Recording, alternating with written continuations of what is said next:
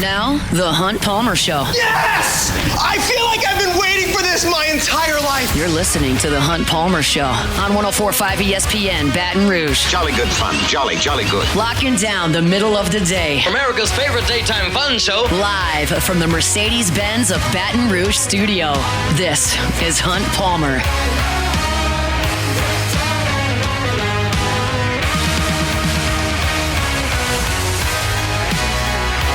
Tuesday edition of the Hunt Palmer Show, 104.5 ESPN Baton Rouge. Appreciate you hanging out with us. Hope your work week's off to a good start. It feels like this is the first full work week we've had in a month and a half. I realized there was one at some point in early January, but I don't remember it. Then you had holidays and snow days, and it's just been all over the place over the last month. This is the first week I feel like we're pushing off the dock for the new year, and it's the 28th. So here we are. I hope your work week again is off to a good start, and thanks for hanging out with us. Sharief Ishaq's going to jump aboard here in 30 minutes, talk about the Saints and where they are with their new head coaching search. I have a feeling Sharief is going to feel like the Saints are a laughingstock of the NFL. I've tried to push back against that notion a little bit. I know Matt kind of went in on it on AFR yesterday. Just show me the result. I don't really care that much about the process. I just want to see the result. And if you're going to tell me the Saints are a laughingstock because they couldn't land Aaron Glenn or Joe Brady, who have a combined 0 games worth of head coaching experience, well, we'll see. It's a crapshoot at this point. So if you're talking about free agents that you know are really good that won't come to you, well, that's a whole different story. But you're talking about coaches that have never coached before. I'm not ready to call the Saints a complete laughingstock just yet. We'll talk to Sharief about it coming up in 30 minutes. I wrote another little piece up at LouisianaSports.net on basketball today, and y'all are not going to be shocked by this. We have the numbers as to what gets clicked on and what does not on LouisianaSports.net, and our basketball stories generally don't break the internet with clicks. Not shocking. I think that's kind of where you all are as a fan base right now, and that's okay. Our job here, both on the radio station and on the website, is to make sure that we are super serving you with what you want to hear about. And right now, I'm just not in a position to talk about LSU basketball for 7 hours a week like I might if they were 8-0 in league play. We would do that if they were 8-0 in league play, and I would love it. Keep in mind, I'm the guy who came to this place before I even worked here and recorded a podcast every morning before going to work to sell insurance because I love watching LSU basketball and loved when they were playing well. But I know that I can't do that right now, and I have no intention of doing that right now. On today's show, we're going to do about 15 minutes of basketball. We did about 7 with Glenn. We're going to do about 7 here, and that's it for a 2-hour show. We're talking about baseball video games. We're talking about Saints coaching search. We're talking about the baseball catcher position, and we'll talk Senior Bowl and stuff as the week goes on. Junior Day coming up. We're not going to spend a ton of time on basketball every day, but I do feel like I do need to cover the team. So I am going to give some information and opinion on the basketball team. And this I thought was interesting. I believe that even if you're not going to the PMAC to watch LSU play number 1 Auburn tomorrow, even if you didn't watch the game against Alabama on Saturday, I still think this is a reasonably interesting, statistically speaking, piece that I put up on the website and that I'll get into here based on what we thought in November and what now is the case with this team. While I do like to make fun of myself a little bit, I also want to hold myself accountable when I say something that turns out to be incorrect. We have some fun with gambling segments where I do pat myself on the back for gambling things that I get right, and I like to make fun of myself a little bit when I get them wrong, but I also want to hold myself accountable. And I told you, entering this season, back early November, hey, this team is going to shoot the ball pretty well. They're going to be kind of tough to guard because they're going to be able to stretch the floor, and they got a lot of guys that can make shots. And right now, not only are they not shooting it great, they're almost shooting it as bad as anyone at the top end of college basketball. And when I say top end, I don't mean top 25. I mean in the Power 5 conferences. Right now, LSU is the 4th worst Power 5 team in terms of three-point percentage. The 4th worst of all the Power 5 teams. Well, how many teams is that? It's 79. There are 3 teams out of 79 that shoot the three-pointer worse than LSU in the Power 5. And I told you they were going to shoot it pretty well. That's on me. That's a miss. Well, why did I say that? Why did I think that LSU would shoot the ball better? Well, I'll tell you why. Tyrell Ward was on this team on November the 1st, and I would have considered him at that point a sharpshooter. He shot 41% from three-point range as a sophomore, and almost 60% of his shots came from three. He was a spot-up, dead-eye, better than 40% three-point shooter on this team. Jalen Reed at the 4 or the 5, depending on where you wanted to play him. Last year, he shot 39% from three-point range. That's obviously pretty close to 40%. He made 2 of his first 4 this year. That is a big at 6'10" that is a threat from three-point range. He tore his ACL. So you're 0 for 2 there. Jordan Sears was lethal from behind the arc last year at Tennessee Martin. He shot 43% from downtown. He finished 6th in the Ohio Valley in threes made. He's not doing any of that right now. 9 of 36 from the three-point range in SEC play. That is 25%. He is nearly 20 points worse than he was last year shooting the three. That's 0 for 3.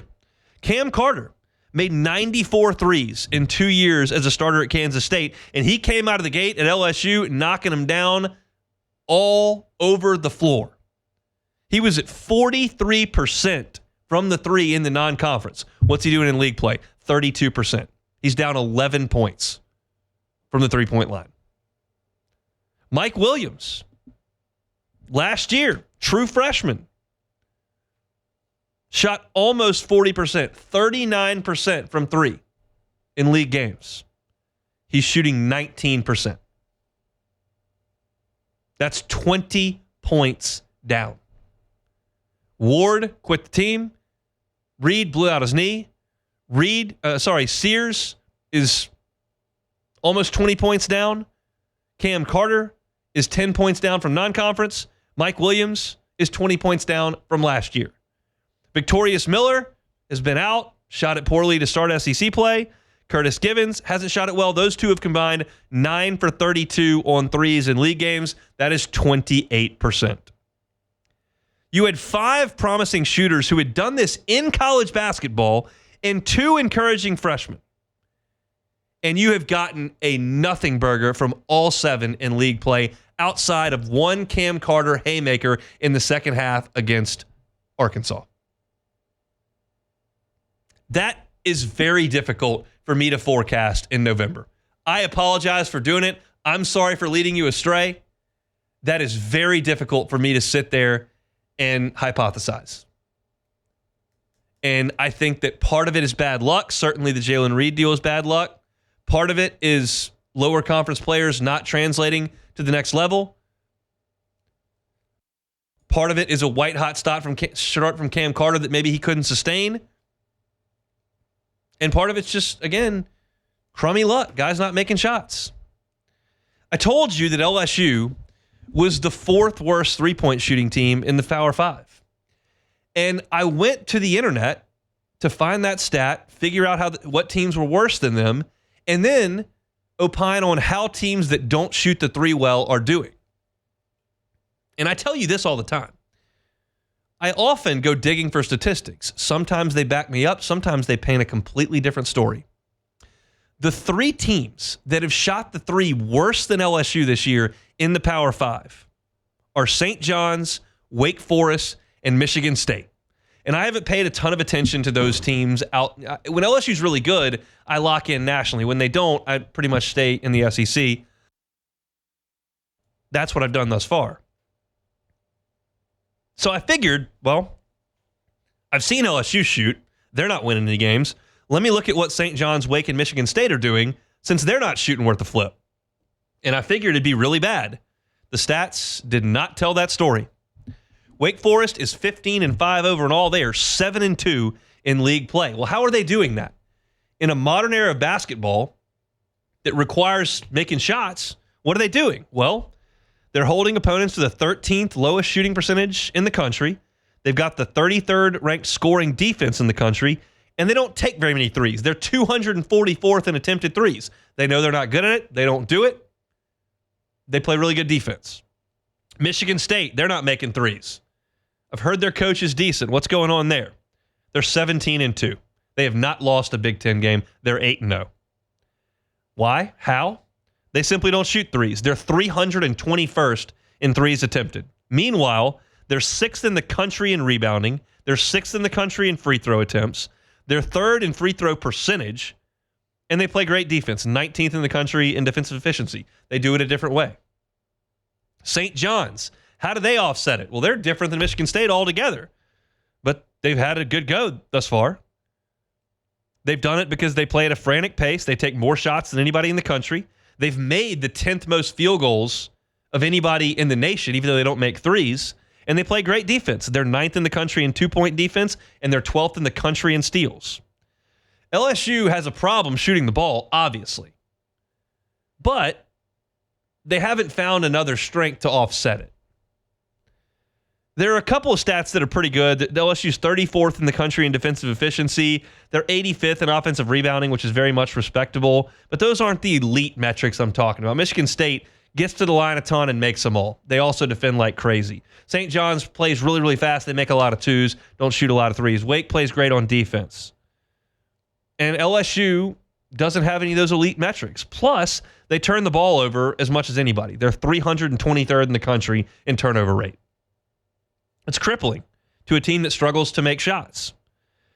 And I thought without Jalen Reed doing some things in the front court on the block, helping LSU score around the rim, that LSU was going to have to make threes to, one, spread the defense out for drivers. If you're going to count on your backcourt to do everything, you need some space to do that. And two, just to get points. Well, you're 75th. So 76th of 79 teams in the Power 5 and shooting the three. And they simply can't overcome it. It's an amazing thing that I just did not see coming at all. But you lose Tyrell Ward, you lose Jalen Reed. Sears is 20 points worse. Williams 20 points worse. Miller and Gibbons struggling to adapt. And Carter cooling off. They don't have a second punch to throw.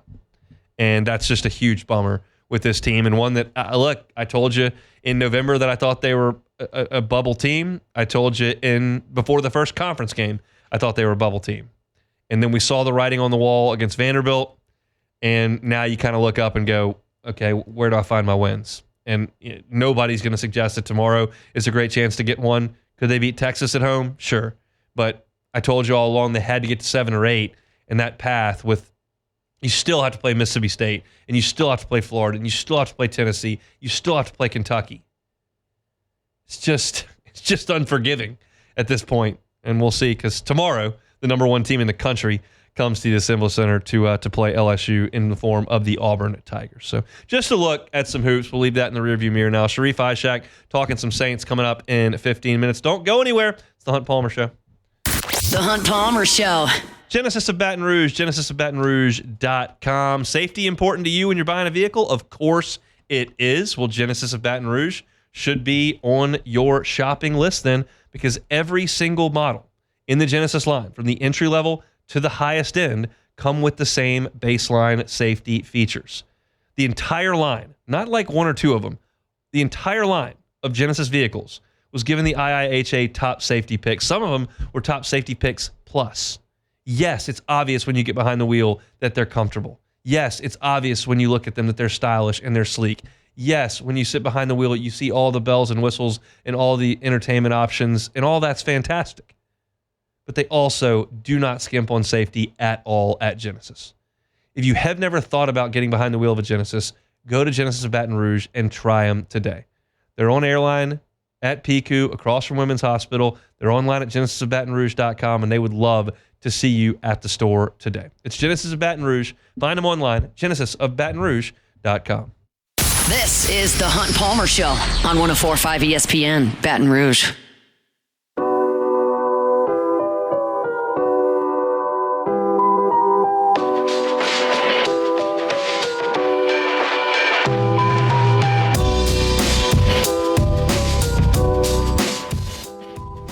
Patrick Mahomes and the Kansas City Chiefs look to make history and capture their 3rd straight Super Bowl title when they take on Jalen Hurts and the Philadelphia Eagles Sunday, February 9th. Our coverage from Westwood 1 starts at 1 p.m. with kickoff set for 5:30 and is presented locally by LeBear's Casino Hotel Baton Rouge. Your home for the NFL and the Super Bowl 59 is 104.5 ESPN Baton Rouge. Sharief Ishaq coming up in 10 minutes. Got a little bit of a shorter segment here. I wanted to address something. Whenever I get a question time and time again, whether it's on Twitter or whether it's in Byford chat or whether it's via text message from my buddies, I feel like that's a reasonable indication that there are more people that are interested in hearing the answer to said question. And this is one that I've gotten a lot over the last 3 days. Right now, and I appreciate this a ton, LSU fans are kind of clinging to the internet for updates on baseball, and a lot of them come from the scrimmages. We don't get practice updates from LSU football and LSU basketball in the way that we get them from LSU baseball. We get updates like this from the Saints in training camp because the media is allowed to watch the entire time. So we know that they ran this play and this guy had this catch and this offensive lineman struggled there and this guy got beat for a touchdown and this guy made a one-handed catch. And you kind of, that momentum picks up steam in August. And we get a lot of that with LSU baseball this time of year because there are 120 people out there watching the practices, and because people tweet about them, and because the Tiger Droppings folks run a thread on it, and because I'm talking about it, and Musso just started Musso at the Box, and he's talking about it, and John Eads from WAFB has got his video that's posted on Twitter. So if you're trying to find LSU baseball information as to what is happening at practice, you can find it, and there are people that want to do that, and then they've got questions based on what's going on. And I've gotten this one 4 different times in 3 days. Is LSU going to bunt a lot? Because they're bunting a lot at practice. And I think there are some people that would hear, oh, they're bunting a lot at practice, and they would want to ask that question. And I think there are some people that go, it's practice in January. Who cares they're bunting? And I'm probably honestly closer to the second one there. Here's the deal. Jay Johnson is not going to mold an offense at LSU out of bunting a lot. Like, you haven't seen Jared Jones bunt at all in 3 days, and you're not going to see a ton of bunting from LSU because you don't want to give away outs and because you've got guys that have Major League Baseball aspirations on this team, and that talent level merits the opportunity to try to hit the ball out of the ballpark, hit it in the gap for a double, as opposed to laying down sacrifice bunts. Last year, you had Alex Milazzo, who bunted a ton because Alex had no extra base power, quite literally didn't hit any extra base hits last year, and was a strikeout potential guy, and you felt like his best chance was to maybe move the baseball a little bit. I don't think LSU is going to have anybody in their lineup 1 to 9 that has Alex Milazzo's offensive profile. Look, Alex hit in the 270s last year. He was not an automatic out. He had a better offensive season last year than I think most people would have anticipated truthfully. You can always hope for growth, but truthfully, could you expected him to be a great offensive player last year? Probably not. But LSU is very rarely going to put a starting player on the field that doesn't have an extra base hit for the season. Like, I think Alex had 4, maybe 3 or 4. I think he had 3 or 4 doubles. He had no home runs, no triples. So you're talking about a guy that was purely just a slap singles hitter and a defensive catcher. That's a guy that's going to bunt a little bit because your odds of hitting a ground ball in the infield with Alex into a double play are pretty good because he's not going to hit it in the gap. He's not going to hit it over the fence. He may hit it pretty hard, but it's going to be on the ground. That's a double play waiting to happen. That profile lends itself to bunting. Nobody else on this team does that. And so the answer is no. I don't think they're going to bunt a lot. Do I think they're going to bunt some? Sure. You're facing a really tough arm, and you're trying to win a tight game and you really trust your pitching staff, there's a time and place for bunting. And there are some guys on this team that can certainly lay a bunt down. Michael Braswell can certainly lay a bunt down. Josh Pearson can certainly lay a bunt down. Like, there are guys on this team that can do that, but you're not going to see a ton of it. I got added on to that question, is LSU going to steal a lot more, hit and run a lot more? And I think there will be some opportunity for that. LSU is not a super fast team. Like, you look around the diamond, Aaron Beatty and Hernandez are not fast. Jared Jones is not fast. Dickinson's fast, absolutely. But Braswell doesn't run awesome. Milam's got above average speed. Ashton Larson doesn't run awesome. Curiel runs pretty well. Jake Brown runs very well. Chris Stanfield runs very well. But like Blaze Priester, if he DHs, is not going to run great. Ethan Fry runs okay. Like it's not a team full of speed demons, and you're really never going to put guys in motion if you've got Jones up, if you've got Hernandez up, if you've got Priester up, if you got some of these Thunderbats in the lineup that you think can drive the ball out of the ballpark or have a really good chance to drive a double, like you're not going to run a lot there. So the LSU is, I think, going to be a little more versatile than they were 2 years ago and towards the end of last year where they got pretty home run happy. 2 years ago, you could afford to do that because you had a ridiculous amount of home run hitters. I mean, you would go through that lineup and you would have real home run threats in Cruz and White and moving forward into Dugas and Beloso and Jobert. And like those guys were real threats to hit the ball out of the ballpark a lot. So you were not going to be super versatile with that offense and trying to run yourself into outs. Last year, the offense kind of fell into Tommy hitting a homer, Jared hitting a homer. That was the main source of LSU's pop for the majority of the year, and they were kind of the guys that needed to do it for you. And then, of course, weirdly enough, Braswell and Milam started hitting the ball out of the ballpark late in the season. But you're not going to rely on the home run ball as much on this team. So, yes, they will run a little bit more, and they're going to bunt a little bit, but you're not going to see some kind of West Coast small ball approach. Even Kentucky last year, that was kind of a small ball approach, even in a small ballpark. The answer is no. It's not going to be a massively drastic shift. They're going to be balanced. They're going to find ways to score. They will be able to manufacture runs, I believe, at times. But it's not – the reason they're bunting a lot at practice is because it's time to practice bunting. So that when you have – because you don't bunt when it's not crunch time. You bunt in crunch time. And you need to make sure you can get that done. You're up 5 runs in the 4th. You're not bunting. You're down a run in the 8th, you might bunt. You're tied in the 9th, you might bunt. You're up 1 in the top of the 9th, you might bunt. It's crunch time when that's got to happen, so you've got to work on it. And it's something that they're going to spend time working on. And right now is a really good time to do that as guys are learning to track the baseball with live pitching. Coming back from the Christmas break and you're trying to get yourself ready for a season, there's reason to work on that a little bit.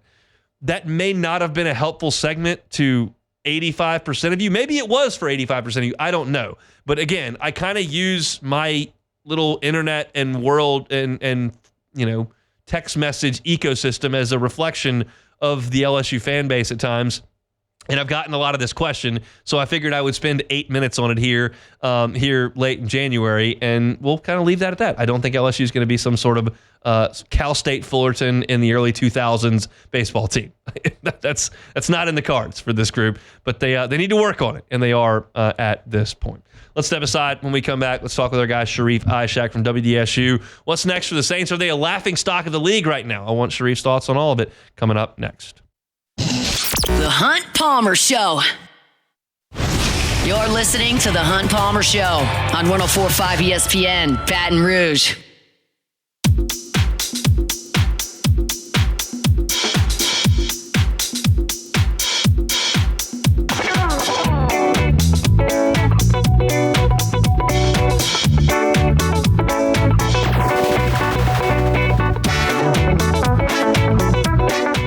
Time to talk some Saints with our guy Sharief Ishaq, WDSU down there in New Orleans. Y'all have heard me say my piece on this the last 24 hours. Yes, it appears that the Saints are having some trouble getting traction with some candidates. There's no guarantee, in my opinion, that these candidates are slam dunks to be great head coaches. There are some that think the Saints are a laughing stock because of the way that this has gone over the last 2 weeks. I push back on that. Show me the result, not necessarily the process. That's my feeling on the situation. The question is what's Sharief's feeling. So let's bring him on via the Jim's Firearms Hotline. Sharif, are the Saints a laughing stock right now? By the looks of it, nationally, yeah. I mean, they are. I mean, just the way it just does not look good. I mean, it's just, the optics of it looks bad whenever 2 guys in your building a few years ago don't come back in for an in-person interview and you're down to the last few people, bottom of the barrel, pretty much guys and candidates that you think you might want to hire, but they may not take the job. So they're in a weird spot. I mean, look, the franchise, the cap situation is terrible. The roster is old.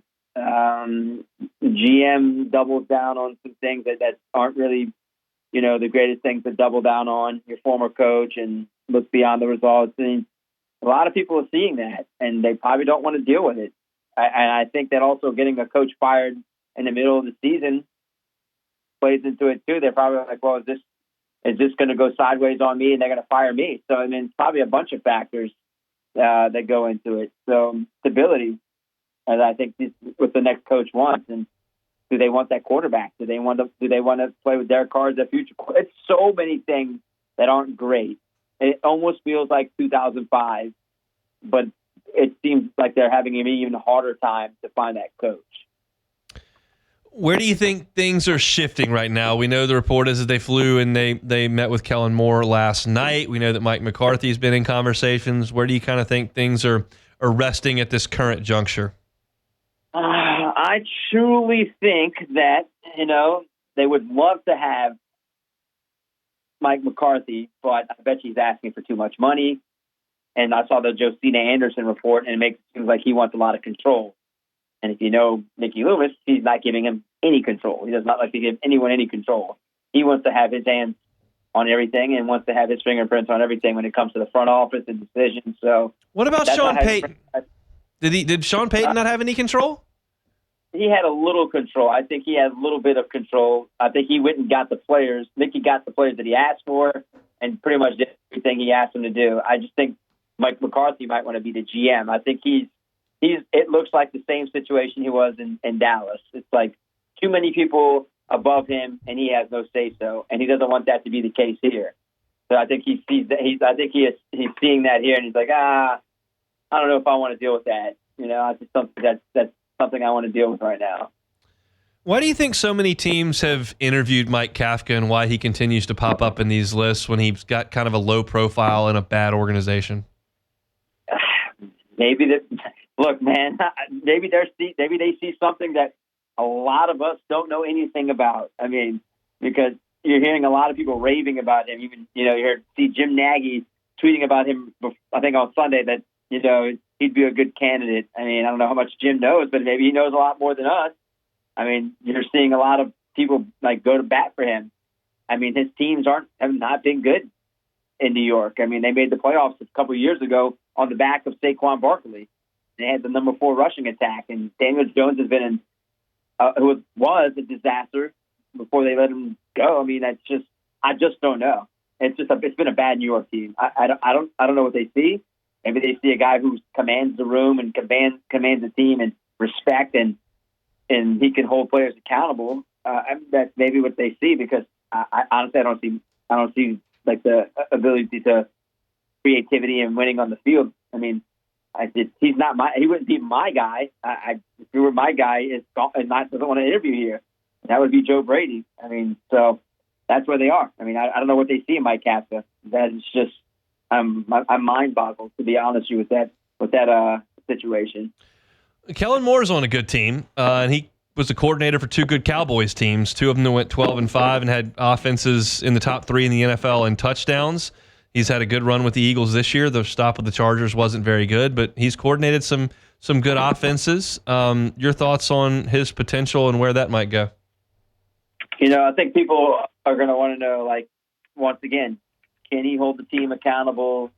Is he capable of, being creative with a team that doesn't have Saquon Barkley, Jalen Hurts, a good offensive line, and a pretty good defense that can take the ball away. Nick Sirianni stuck up for him, thought that he'd be a good head coach, think he can be a good leader, and maybe he's right. I mean, I guess it doesn't hurt to take a shot on the guy who'd be the youngest head coach in the NFL. I think you just got to go outside the box. I mean, no matter who's the head coach, it's a 2 to 3 year rebuild to me, and you might be able to get it to go in the right direction in 2026. And I would go with him. I mean, I don't mind Kellen Moore. Kellen Moore doesn't bother me. At least he took a Philadelphia team that was about to fire the entire staff last year and elevated the offense. Yes, I know they added Saquon Barkley, but at least the rest of the team's pretty much the same outside of Saquon Barkley. And yes, he's a difference maker and he's done wonders for that team, but at least he's found a way to use those players all in the right way. Unlike last year, whenever they had, I think it was it Ben Johnson, that's his name, was the offensive coordinator, whoever the offensive coordinator was last year. He's with Washington Commanders now. But that's just saying that, like, at least he knows how to adapt and build an offense and be successful. Now, is he going to be a great head coach? I don't know. Maybe. But at least he's a creative mind at 36 years old when it comes to an offense. So I would take a shot with him. And you got Anthony Weaver on the other side of the ball, who the Saints, I know, have talked to. I haven't heard a lot about him in the last 48 hours, but certainly I'm not shutting any doors at this point. What are your thoughts on that? I think anyone who comes from the John Harbaugh tree usually turns out pretty decent. I mean, look at Mike McDonald at Seattle. I mean, decent first year with the Seahawks. He's 37 years old, but he was a defensive guy, and I thought they did an all right job in his first year. They were close to winning the division and even getting into the playoffs. So I wouldn't be mad about Anthony Weaver. Weaver and Kellen Moore would not bother me at all. I'd be fine with either guy. I mean, it looks like he's a guy who can hold team as a leader, who can hold the team accountable, and who can push them in the right direction. I think that's what they're looking for. They're looking for someone who can be a leader as a head coach, who can also be a little bit more creative on each side of the ball. That's why I'm saying why they're probably heading in the offensive coach's direction. So I'd be fine with Anthony. Anthony Weaver seems like he's dealt with a bad hand this year with Tua being hurt and the offense really putting them on the field completely too long throughout a lot of games this season. So look, man, I mean, it looks like he gets along with players, and players like players coach and get along with them and also push them to be a better players, better team. But I think it's going to get resolved soon. It has to get resolved soon. Let me reframe this conversation. What if, because you're saying I'm okay with Brady, I would be okay with Brady, I would be okay with Kellen Moore, I'd be okay with Weaver, I'm not sure about Kafka, and I don't disagree with any of that, but would you sing a different tune if this was 2018, 2019, you had Drew Brees, you had all-pro Demario Davis younger, you had all-pro Michael Thomas, you had a top 5 defense in the NFL, and Sean Payton stepped away and said, yeah, I'm just retiring, and you had a roster that you felt like was ready to win now, and I told you that these were the candidates, or are you framing your analysis of these candidates based on the fact that you don't think the Saints are going to be good in a year anyway, so who really cares who's the coach? Right. That's why I'm looking at it that way. So I said, yeah, he'd be good. He'd be good. Now, if Sean Payton would have stepped away in 18 or 19, they would have probably gotten high-profile names, bigger names coming after that job than the names you're seeing. In fact, that would have probably been one of the first jobs filled instead of being the last job filled right now. So that's why I'm like, yeah, he would be okay. He'd be okay. I mean, it's you're dealing with a rebuild. As much as Mickey doesn't want to admit it, it's a rebuild. I mean, look, you're dealing with an aging roster and not a $100 million hole for salary cap, but $60 million salary hole in the salary cap. And Derek Carr, I mean, it's completely different. And so you have to be okay with whoever you hire if it's one of those 3 guys or 4 guys. If you throw Kafka, Moore, McCarthy, and Weaver in the mix, even there and Rizzi. Is Rizzi still in the mix, you think? Oh, I think he's still in the mix. I really, truly feel like he would be the last guy on that list, which it's not his fault. It'd be 100% a failure on Mickey Loomis in the front office if that's who the hire is. And he should not be blamed for it if he gets the job. It's not really his fault if he got the job. It's just man, how would you feel if you were the last pick in if you're playing baseball with a bunch of friends when you're younger, you're the last pick. It's like, man, that kind of stinks. You guys maybe wait a whole month. Why didn't you just hire me when it all started? The process. You just gave me the job, and you went through the entire process, and you picked me last because no one wanted the job. But hey, it's one of 30 jobs, and you probably wouldn't feel that bad. But that's just the way I would look at it. Man, you could have hired me a long time ago. And that's where I'm with you. That at that point, I would stand here and say, okay, they failed. If they hired Darren Rizzi, in my opinion, without having all the facts, because that's a hypothetical that's in the future, it would feel like they literally couldn't hire anyone else, is what that would feel like. And at that point, I would call them a failure. Right now, I'm saying, well, why don't we just wait and see who they hire? But if you get to that point, it would be evident to me that you couldn't hire anybody else. Yep. and it'd be a complete failure. But it would not be Darren Rizzi's fault. It'd be the Saints front office organization for absolutely botching this whole thing from the start. And then you're going to start thinking, like, what more do we need to do? Who do we need to move? What do we need to change? And maybe they have bigger discussions in terms of, like, do we need to shift people around in terms of, like, maybe Mickey's name pops up, maybe some other people in the front office. I mean, you can't move in this direction if you're just trying to hire a coach and you get the last guy on your list. Yeah. And maybe it turns out okay if it is Rizzi, but it just that doesn't move the needle for the fan base. No question. We'll see. Maybe by the time we talk to you next week, there's a new head coach in place for New Orleans. We'll do it again very soon. Thanks, Sharief. Hi, buddy. Sharief Ishaq, WDSU down in the Big Easy. All right, we'll come back and close things out. Tuesday edition of The Hunt Palmer Show. The Hunt Palmer Show. This is The Hunt Palmer Show on 104.5 ESPN, Baton Rouge.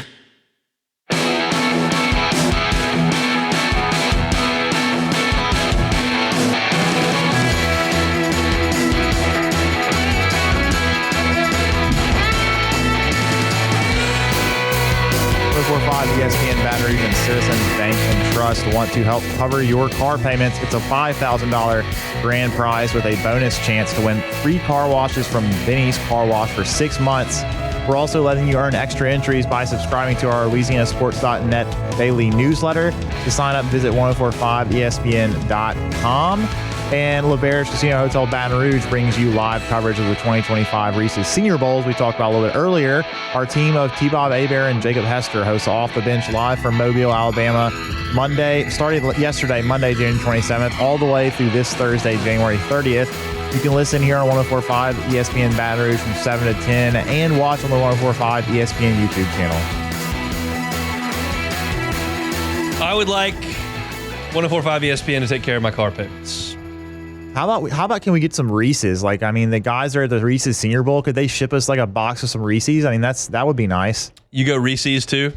That's a very common thing. My wife does it. Just completely Reese's. Incorrect. I don't know. I usually say Reese's. I don't know. And it makes it even crazier that my wife says Reese's Pieces. That's just absurd. That's not correct. It's Reese's Pieces. It's still very Pieces. simple. The second it's word a is name. normal. It's right there. Reese's. Reese's. Yeah. I it was an accident. I usually just say Reese's. I'll tell you. One of the whoever is in charge of product development at Reese's is an absolute genius. Yes. Go in a gas station. I'm not even going to exaggerate. There's 11 kinds of Reese's. There is. There's Fast Break and Inside Out and Monster Cup and it's a peanut butter cup, the small one, individual Reese's Pieces. There's cups with the M&Ms in them. It's absurd. Let me just say they're all the same. No, the Fast Break is really good. It is an underrated candy bar. They're all good, but it's all the same. It's not all exactly. There are some small minor differences. It's like Taco Bell's made an empire out of wrapping meat, lettuce, tomato, and sauce in a tortilla like 13 different ways and calling it a different thing. Amazing stuff. None of it's any different. It's all the same. There are small differences. I'm not hating on Taco Bell or Reese's. I think both have their place, but it's so much similar stuff that they repackage and sell you a million different ways. The amount of Reese's in a standard gas station is mind blowing. Yeah, they probably have. They're probably the main of all the different candy bar brands. They probably have the most variations. There's no doubt. And I'll tell you what I like to do with the Reese's. I haven't done this in. Definitely over a year because I definitely haven't done it at my new house. I probably haven't done it in a year and a half or so.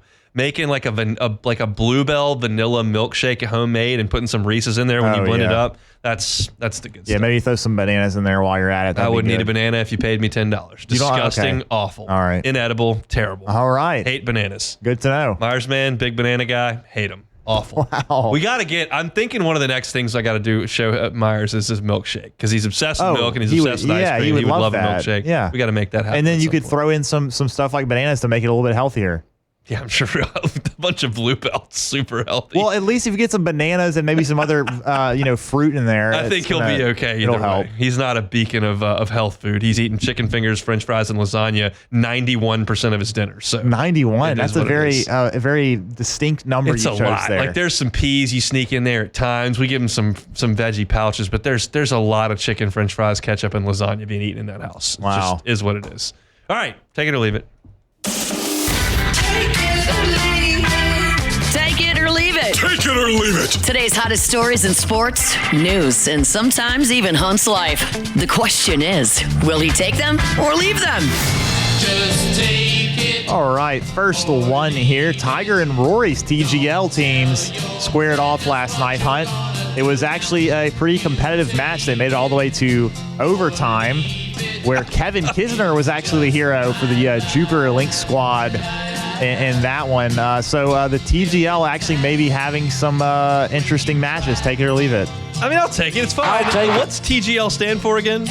Is it the Golf League? I don't even know. Is it? I thought it was Tuesday Golf League. Oh, maybe it is. It is on Tuesday. Well, so that was a maybe Monday. Yeah. So that misses the mark. Yeah, that doesn't there. make any sense. I don't know. I don't know I actually either. don't know what it stands for. Either way, I hope it does well. It's fine. I'm not going to go out of my way to watch it. If there's nothing else, I might flip over there. And y'all know I watch a ton of golf. I can't wait to watch Pebble Beach this week. But TGL means Tomorrow Golf League because it was created by Tomorrow Sports, which is the thing that Tiger Woods and Mike McCarley created. Okay, cool. Tomorrow Golf League. So it's there you go. Tomorrow, today, whatever. It's a cool concept. It just doesn't do much for me as a television product, so I haven't really watched a lot. Yeah, I was telling you in the break, it was a little bit, it's still very, like the whole production of it is very just over the top and just really kind of hokey in a way. But the funniest thing last night was that Matt Berry, who's pretty much the sole commentator, and he kept mentioning things that were happening for the first time in TGL competitive history. They're 3 weeks in. It's been about 3 weeks, yeah. So Matt, I think being able to ease up on this Liv was TGL doing a lot of that competitive too, history. so. That's enough of that. But moving on, Alex Box Stadium. In Alex Box Stadium, outfield wall with no signage. Take it or leave it. Oh, I'll take that. It looks awesome. I told y'all about that. It's right now. There's no signage up, and it looks fantastic. Well, that's not going to last. It's not, because there are dollars and cents to be had, and as we know, dollars and cents rule the world. And look, I'm not saying it looks ridiculous with signage. Wrigley's got big Gallagher things on the Ivy walls now. Yankee Stadium's littered with signs. Like it just is what it is. It's fine. I'm going to live with it. It's been that way literally my entire life. But it does look great without them. I did enjoy that on Sunday. All right, last one real quick. Jalen Milroe's hands measured shy of 9 inches at the Senior Bowl. T-Bob! Small hands, his draft stock will plummet. Take it or leave it. I'll leave it. I never bet on any quarterback's draft stock to plummet. I just think they're all going to get taken. All the first 20 picks are going to be quarterbacks. Didn't people freak out about Joe Burrow's hands? Weren't they kind it of seemed small? like he figured that out. I don't remember if they were quickly. 9 inches or not, but they were in the 9s. Okay. T-Bob is 9-inch kings. That's what he talks about. They were in the 9s. I think Jalen Milroe's interception problems and their accuracy problems will probably cause more his important. Draft plummet to stomach. Can't say it. Draft stock to plummet more than his small hands. But it is what it is. All right, that's it for us. Matt's going to drive you home. We're back tomorrow, same time, same place. It'll be then a Wednesday edition of The Hunt Palmer Show. The Hunt Palmer Show. Genesis of Baton Rouge, genesisofbatonrouge.com is where you can find every car on the lot. How about 10-year, 100,000-mile warranty? Pretty good gig. 10 years, 100,000 miles. How about 3 years of complimentary maintenance? Complimentary. How about 3 years of complimentary maintenance that's valet serviced, meaning you don't even have to go. You go to work, you call them up, need the oil change, need the wiper blades looked at, give me a new air filter. All that can be done complimentary for the first 3 years. They drive to you. They drop you a car so you can get on with your day. They bring your car back to the service station, and they make sure that you're taken care of. That's part of being a Genesis of Baton Rouge driver. Go by and see them. They're at Airline near Pico, across from Women's Hospital. And as I mentioned, every day, every car that's on the lot is online at genesisofbatonrouge.com. It's Genesis of Baton Rouge online at genesisofbatonrouge.com.